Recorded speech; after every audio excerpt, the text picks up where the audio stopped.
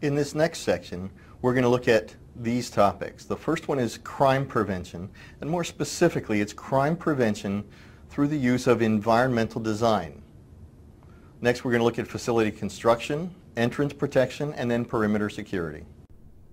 Let's take a quick look at the different types of threats that we might have to deal with. Natural, environmental types of threats. These are storms, earthquakes, things along these lines, ice storms, etc. So these are natural types of threats. If our supply system gets shut down, whether that's delivery of our raw materials, whether that is failure on our electrical systems, even things such as gas to heat the facility. These types of supply system failures can actually disrupt your facility. We have man-made threats. This would be vandalism, this could be theft, this could be disgruntled employees. So these are another form of threat. And finally, we have political types of threats, such as riot and civil disobedience.